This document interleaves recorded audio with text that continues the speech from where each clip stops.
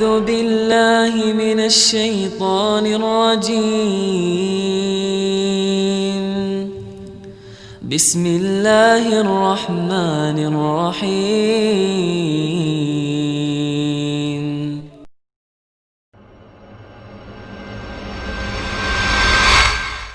Kalau berbicara tentang sifat wanita yang harus kita ketahui dan kita senantiasa mengingat hal itu.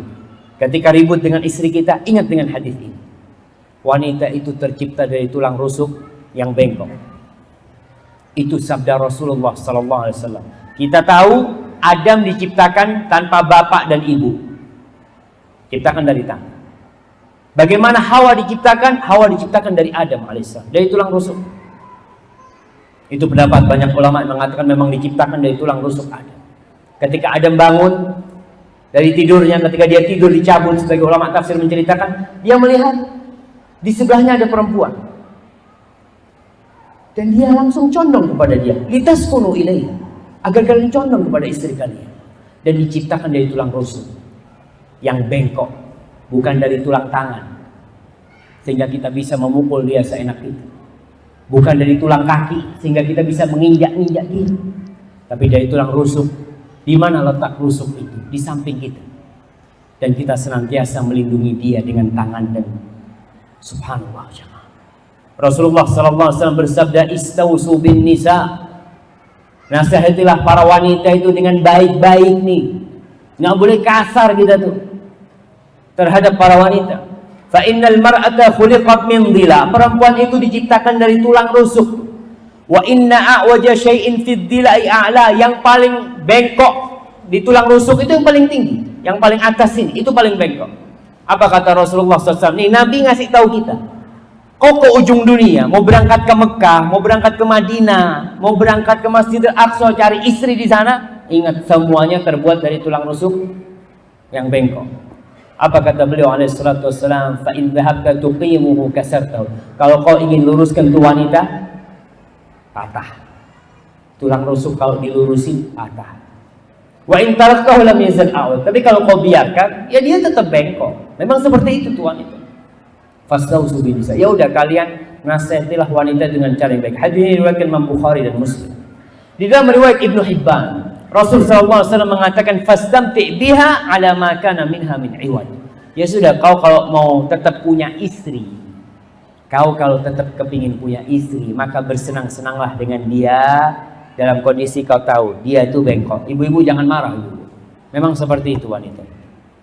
Bahkan para ulama menjelaskan, Al-Khusqalani mengatakan faka'annahu qala, seakan-akan Nabi alaihi salatu wassalam bersabda, al-istimta' biha la yatimmu illa bisabri 'alaiha.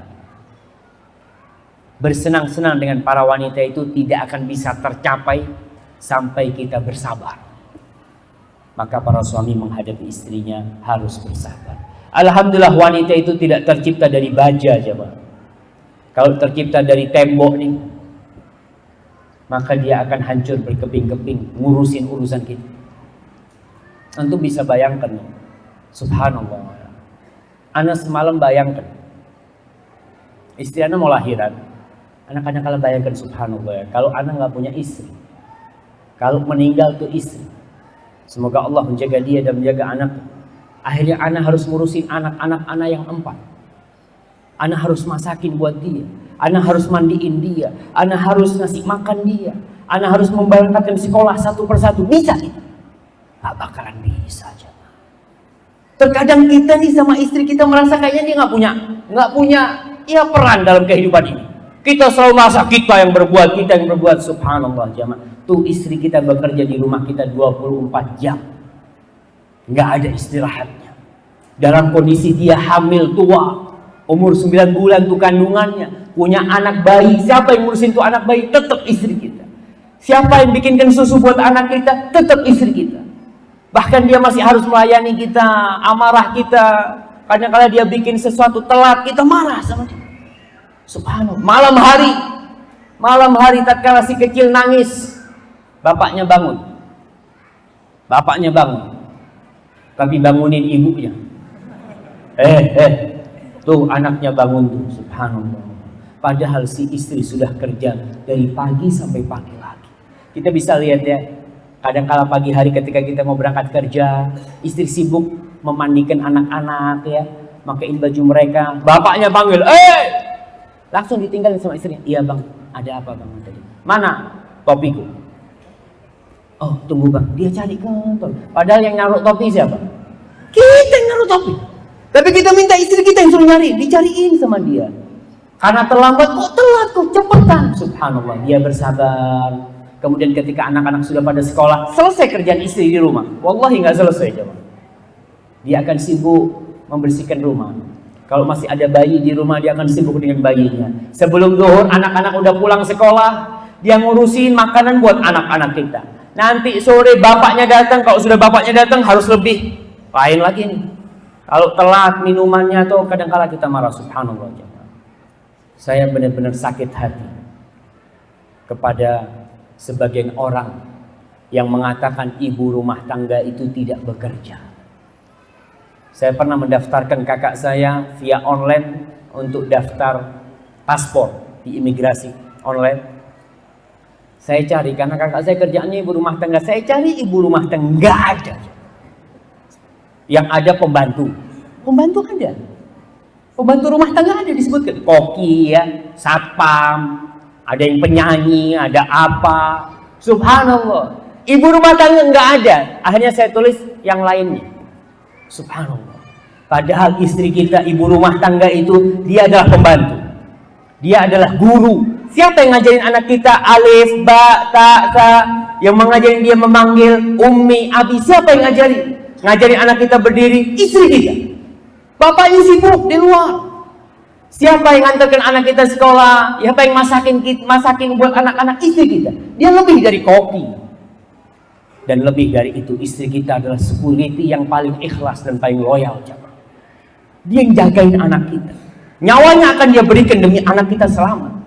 Itu nggak dihargain, seakan-akan dia itu, ya bukan pekerjaan. Kalau penjaga toko, ya bekerja. Saya bekerja. Apa kerjaannya? Saya di sebuah hotel. Kerjanya ya cuma kalau ada yang buka pintu tuh, buka, ya monggo. Gitu kan. Nanti buka lagi monggo. Kamu saya kerja. Jadi kalau jadi ibu rumah tangga nggak kerja. Ini satu kezaliman buat para wanita. Dan kalau mereka mengatakan ya ada pelecehan terhadap wanita, banyak pelecehan terhadap wanita. Wanita seharusnya dihormati, tapi dipekerjakan oleh sebagian orang. Dijual di toko-toko, dipasang di sana dengan pakaian yang minim. Ini bekerja yang seperti ini. Kalau kau di rumah doang ngurusin anak, jadi apa kau? Subhanallah. Dia menjadi ratu di rumah itu. Ma'asyiral muslimin rahimakumullah, ingat wanita diciptakan dari tulang rusuk yang bengkok. Ya udah, dia seperti itu. Kita harus tahu dia seperti itu. Kalau kau ingin tetap dengan istrimu, kau sabar menghadapi dia. Bukan istri yang diminta bersabar. Siapa yang diminta bersabar? Suami. Karena istrinya seperti itu. Sifat kedua wanita, pencemburu. Wanita itu pencemburu, subhanallah. Dan itu sudah kodratnya dia. Memang kalau terlaluan harus dilurusin. Tapi itu kodrat dia. Kita lihat istri Nabi kita Muhammad SAW. Aisyah radhiyallahu ta'ala anha. Yang kita ini ingin istri kita seperti Aisyah. Kita mau bagaimana istri kita itu berbuat baik kepada kita seperti Aisyah berbuat baik kepada Rasul SAW. Kita lihat bagaimana Aisyah di rumah Nabi SAW. Pernah nih, subhanallah, sallallahu ala nabiyina Muhammad. Kita lihat bagaimana kesabaran kita. Antum kalau kepingin istrinya seperti Aisyah, kita harus seperti siapa? Nabi Muhammad SAW. Kalau ingin istrinya seperti Khadijah, ya posisikan diri kita bagaimana seperti Nabi kita Muhammad SAW. Nabi lagi di rumah, ada tamunya nih. Rumah Nabi itu ya kecil ya, mungkin 4x5 rumah Rasul SAW. Di situ dia menerima tamunya. Nabi kita SAW, ketika tamu datang, udah nggak ada makanan di rumah Rasul SAW. Salah satu istri Nabi kirim kue. Ngelihat ada tamunya di rumahnya Aisyah, dikirim kue. Dikirim pembantu untuk mengantarkan tuh kue. Sampai di rumah Nabi, Aisyah nggak tahan ngelihat piring aja nggak tahan. Ini piringnya fulanah nih katanya. Langsung ditampel. Tiang. Bisa dibayangkan kejadian itu di depan tamu-tamu Rasulullah SAW. Di depan tamu. Istri Nabi melakukan hal itu. Apa kata Rasulullah SAW? Nabi sama sekali nggak marah. Beliau hanya mengatakan, gharat ummukum, ibu kalian lagi cemburu. Nabi cuma ambilin kue dikasihkan ke sahabat-sahabat, nggak diurusin. Bukan nanti di kamar sini ente mempermalukan anak di depan tamu-tamu, nggak ada. Cemburu wanita itu seperti ombak yang naik terus, nggak turun, selesai. Kalau di kamar kita ribut akhirnya permasalahan seperti itu. Nabi memahami ini adalah tabiat wanita. Kalau itu wanita, bagaimana dengan kita, jemaah? Ma'asyiral muslimin rahimakumullah, wanita itu gampang tersinggung, lebih perasa.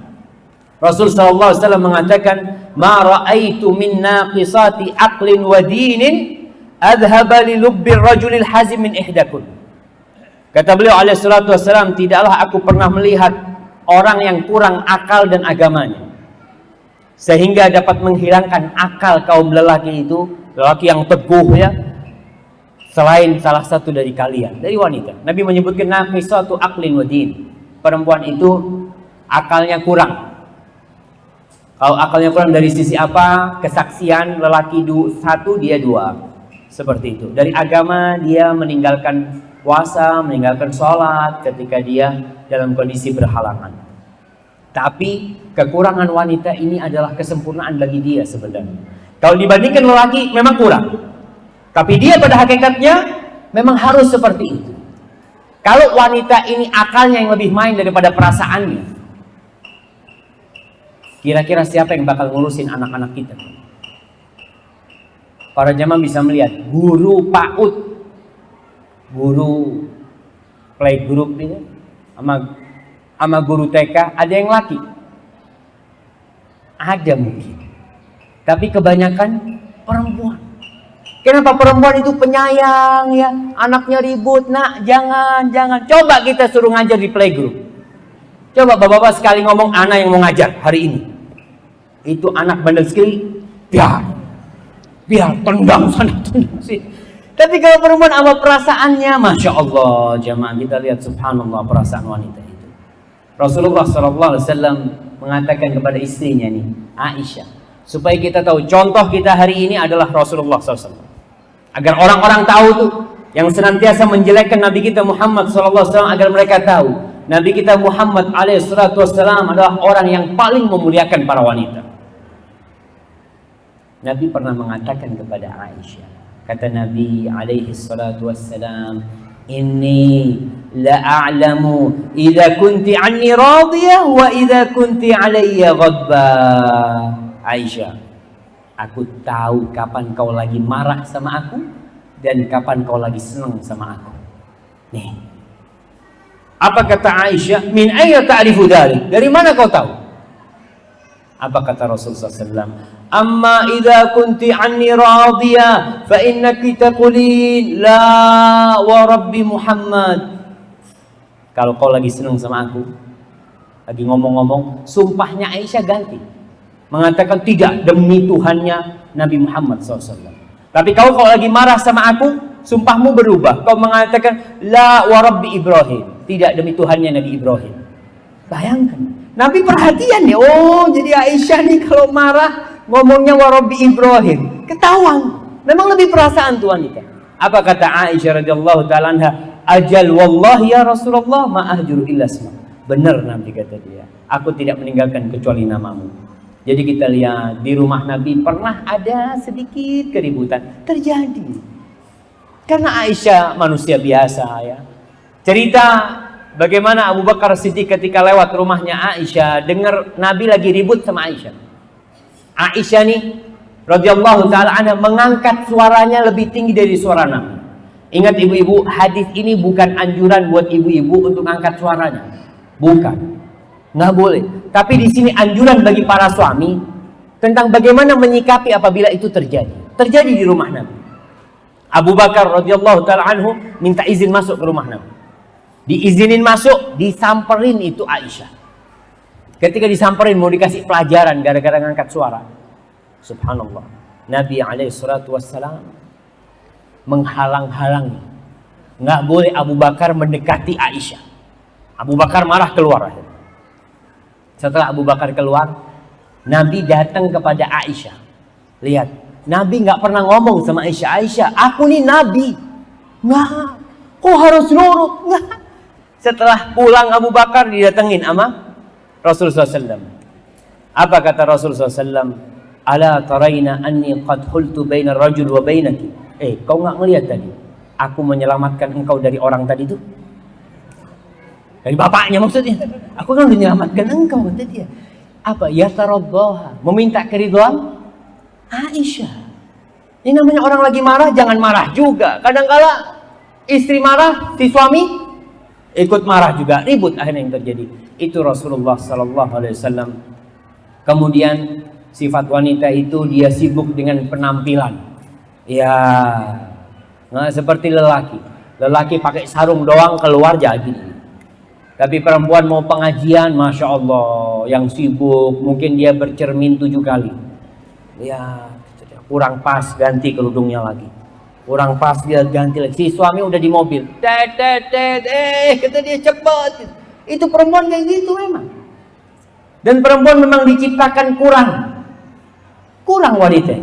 Allah Subhanahu wa taala mengatakan awaman yunasya'u fil hilyati wa huwa fil khisami ghairu mubin. Itu wanita itu dibesarkan di atas perhiasan. Pakai perhiasan perempuan itu. Kalau ada bayi lahir, lihat bayi lahir nggak pakai anting, nggak pakai gelang, perempuan. Apa kata orang-orang? Ini laki apa perempuan nih? Tapi ketika dikasih gelang, dikasih anting, Masya Allah, ayunya, ada dia. Padahal ya tetap bayinya yang tadi itu. Tapi karena ditambahin anting sama gelang, jadi ayu tuh. Jadi cantik tuh wanita. Baru jadi perempuan. Kadang-kadang mengatakan Masya Allah. Tuh ibu-ibu Masya Allah. Bayi baru lahir dipakein bandu. Kamu lihat kadang-kadang sibuk dengan perhiasan buat anaknya yang perempuan. Tapi kalau laki nggak urusan. Perempuan diciptakan kurang dan lelaki diciptakan lebih. Saya selalu ingat dengan lebih itu karena lelaki harus disunat. Ada kelebihan yang harus dipotong baru dia sempurna seperti itu. Baik, sebutkan 4 sifat wanita. Anak kasih hadiah. Mana? Nah, fadhal. Diciptakan dari tulang rusuk yang bengkok. Pencemburu, mudah tersinggung perasa, sibuk dengan penampilan. Itu sudah nikah. Masya Allah. Saat itu yang keempat ada semua. Ada semua, alhamdulillah. Berarti benar kan? Fadhal. Na'am, barakallahu fikum. Iya, itu sifat wanita kita tahu, kita ingat. Dan kita menyikapi mereka dengan ilmu yang kita miliki. Oh, memang seperti ini. Oh, memang seperti ini. Jadi kita akan berlapang dada. A'udzu billahi minasy syaithanir rajim. Bismillahirrahmanirrahim.